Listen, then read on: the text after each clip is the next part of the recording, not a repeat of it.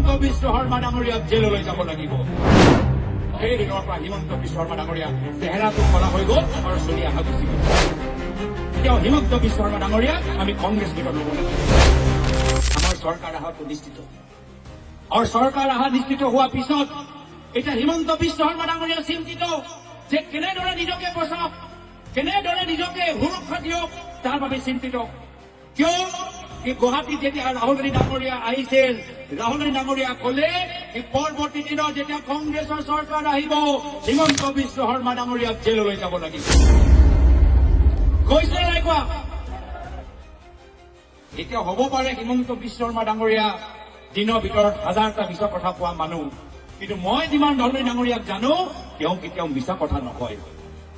তেওঁ ৪,০০০ কিলোমিটাৰ তাৰ উপৰি কন্যাকুমাৰী বা কাশ্মীৰলৈকে খোজকাঢ়ি এটাই বাৰ্তা লয় মানুহৰ মাজত গ'লে যে নফরত की बाजार में मोहब्बत की दुकान खोलनी, नफरत के बाजार में मोहब्बत की दुकान खोल रहा हूँ। এয়া হ'ল আমাৰ দলৰ নেতা।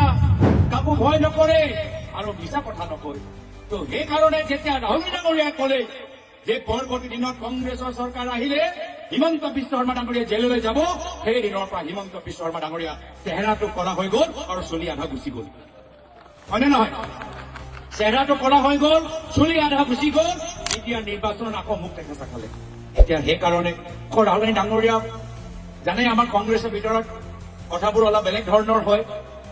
আমাক এবাৰ সুধিলে যে শুনাচোন কংগ্ৰেছৰ বন্ধুসকল, দলৰ সতীৰ্থসকল, মইতো কৈ দিলো যে কংগ্ৰেছ আহিলে হিমন্ত বিশ্ব শৰ্মা ডাঙৰীয়া জেললৈ যাব।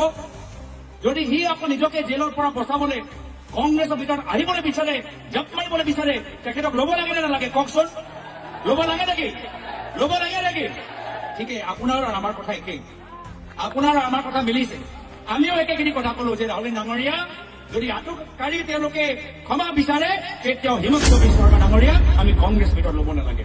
তাৰ পিছৰ পৰা এইখিনিও কথা হিমন্ত বিশ্ব শৰ্মা ডাঙৰীয়া গম পাই গ'ল। এতিয়া তেওঁৰ চিন্তা আৰু বাঢ়ি গ'ল।